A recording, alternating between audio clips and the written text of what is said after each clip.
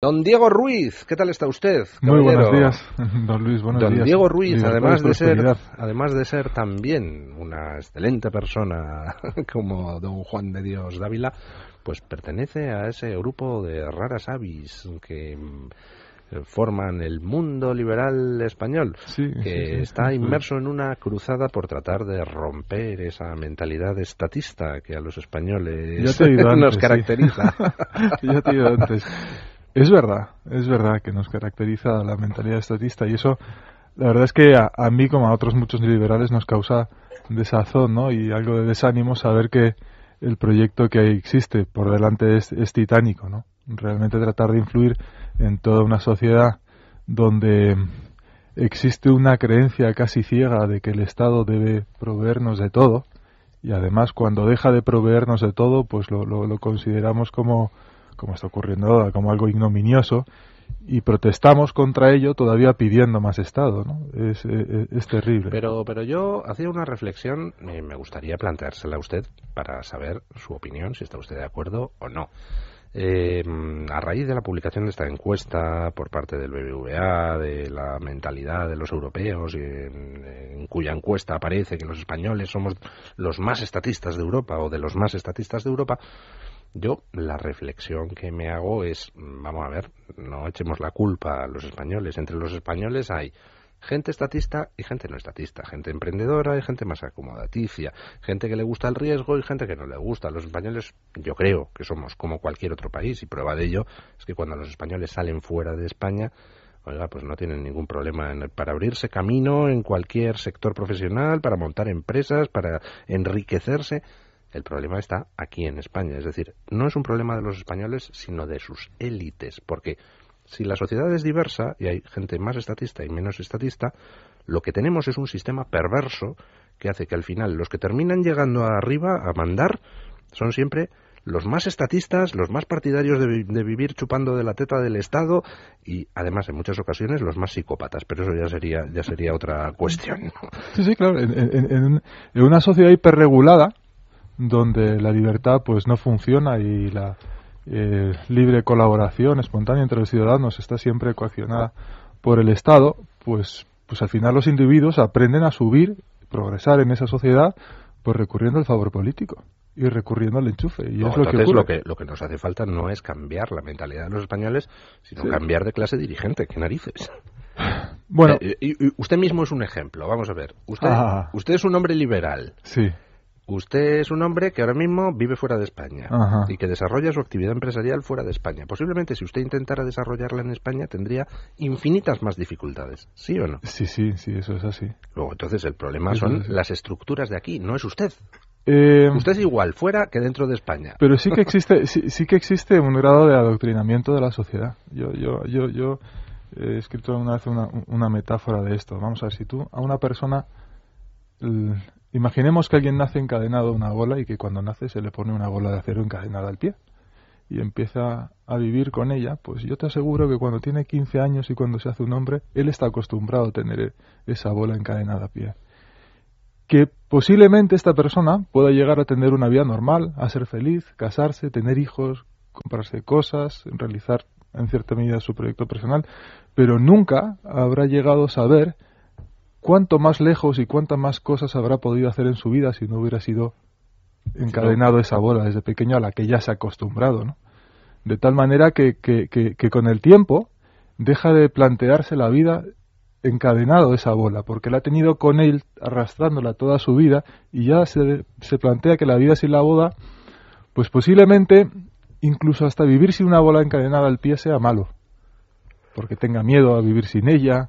Y al final esto es la mentalidad, porque al final lo que ocurre es que la gente llega a interiorizar que estar encadenado, que tener la libertad recortada, que estar coaccionado todos los días por el Estado y por la casta política y por las infinidad del sinfín de regulaciones que hay, la gente llega a pensar que eso es bueno. Y en el entorno familiar todos hablamos y seguro que muchísimas veces nos encontramos y con los amigos una discrepancia muy grande en relación a esto, que la gente, tú le empiezas a hablar de libertad y de que no está bien que te coaccionen, que no está bien que te recorten, y la gente se te revela como diciendo, pero bueno, ¿Qué vamos a hacer con eso? No, eso no puede ser bueno. Tener libertad no es bueno. Y eso es la mayor perversión del pensamiento en el individuo, que ha sucedido con tantos y tantos y tantos años de estatismo que hemos tenido en este país, Luis. Eso es así. Sí, yendo un poco por donde va usted, don Diego, yo creo que es que la libertad a veces da miedo. Y da miedo porque la libertad te exige, primero, tener obligaciones y estar dispuesto a sufrir las consecuencias de los actos que uno ha decidido. Entonces eso significa, y es la experiencia, cuando uno toma decisiones, cuando uno hace cosas, cuando uno quiere implantar ciertas cosas pues en una empresa o lo que sea, uno tiene la experiencia que normalmente cuando uno decide siempre tiene un cierto grado de error. Y eso significa un cierto grado de frustración, eso significa también un cierto grado de audacia para superar esa situación, significa un cierto grado de humildad para aceptarlo y aprender de ello para ver cómo resolverlo. ¿Se da usted cuenta de que lo que está diciendo se podría aplicar tanto a las actividades emprendedoras de la gente, el tomar en sus manos su propio destino, como a los asuntos amorosos? También, pues, el enamorarse es peligroso, porque puedes resultar dañado, pero si no te arriesgas, pues qué demonios, te pierdes lo mejor de la vida. Hombre, ¿no? es que esa es hay que tener una capacidad de sufrimiento, porque efectivamente cuando uno quiere, uno sufre. Es cuando uno, pues tiene también un cierto temor a perder a la persona querida, a la mujer, a los hijos.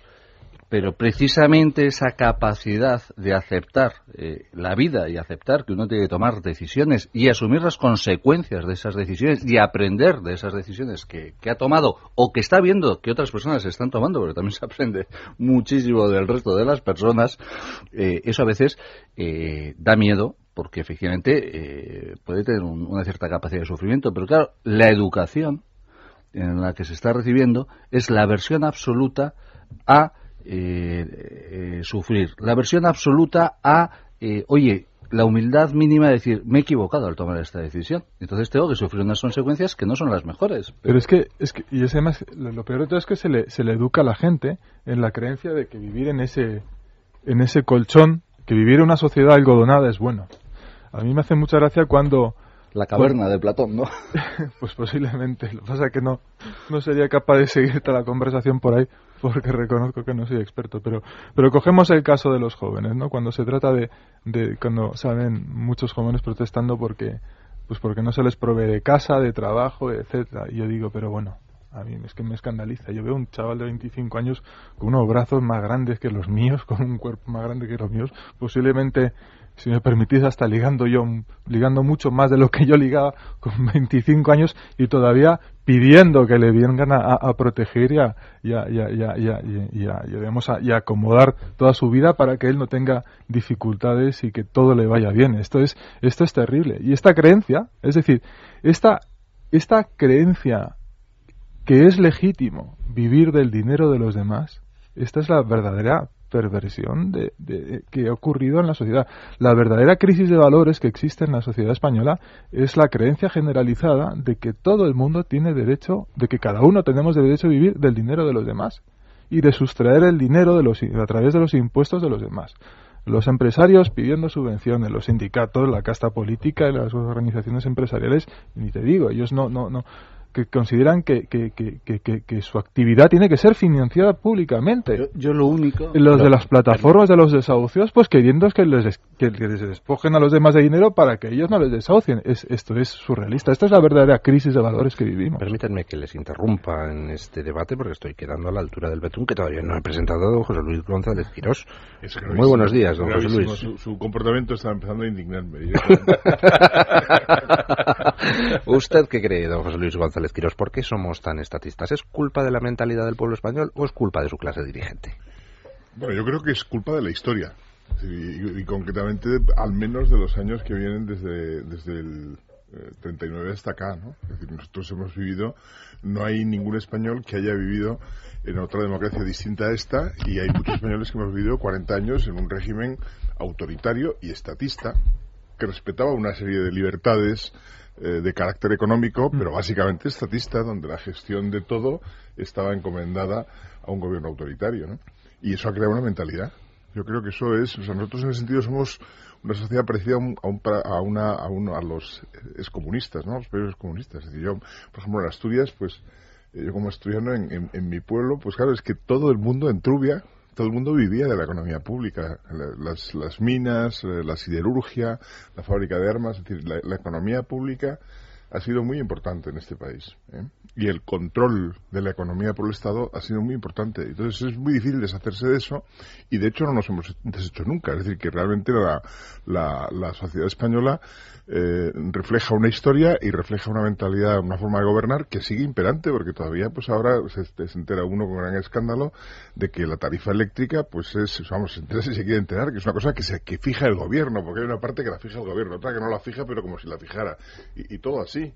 Y como además una parte importante de muchos precios corresponde a precios directamente políticos, es decir, la gente no sabe que la gasolina es mucho más barata y que si pagamos 1,35 € o una cifra parecida, pues es porque hay impuestos. Es decir, o sea que hay, digamos, yo no creo que quepa hacer una distinción entre la sociedad y los gobernantes. Es un poco todo lo mismo. Es la cultura política en la que hemos sido criados, ¿no? La cultura de que el Estado lo es todo, en el fondo. Y la iniciativa privada, bueno, está bien. El franquismo no la combatía, al menos nominalmente, pero es una cosa más bien curiosa. No es esencial. La mayor parte de la gente se hace a la idea de que tiene que vivir de lo público de una u otra manera. Las universidades son públicas, las escuelas públicas, las sanidades públicas, todo es público, ¿eh? Y lo privado es más bien pues una excepción que, en fin, no se reprime o sí, pero que claro. La idea del Estado-providencia no es patrimonio de la izquierda, sino desde luego en este país también lo ha sido de la derecha autoritaria, que es una parte muy importante de la derecha que hemos tenido. Sí, no, pero es que las personas tienden a pensar que lo que caracteriza al socialismo es la ausencia de propiedad privada, y no es así. Hay muchos regímenes socialistas que tienen propiedad privada. Lo que caracteriza al socialismo es la supeditación de esa propiedad privada a los intereses políticos del que gobierna, ¿no?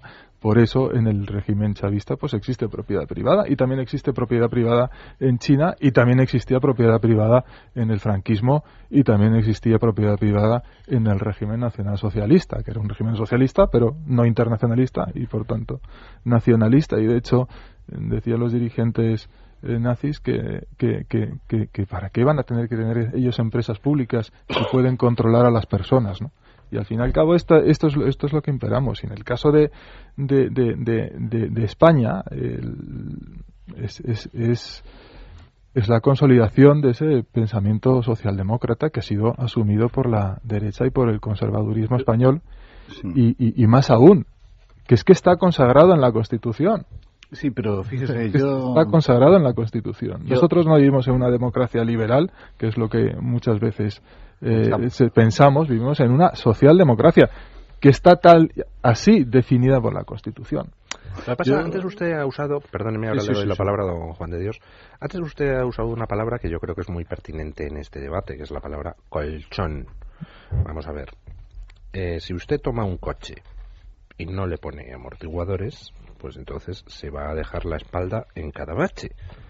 Si le pone demasiado amortiguador, pues entonces resulta que los baches los va a notar poco, pero eso sí, luego los bamboleos del coche le van a hacer a usted vomitar por la ventana. El secreto está en utilizar un grado de amortiguación suficiente como para que no te dejes la espalda en los baches, pero no tan malo como para que la conducción sea imposible. Entonces, yo creo que un poco en las sociedades modernas es a lo que tendemos. Tiene que haber un colchón, es decir, las sociedades modernas han elegido no dejar que la gente se muera de hambre por las calles. Entonces, debe haber un cierto colchón.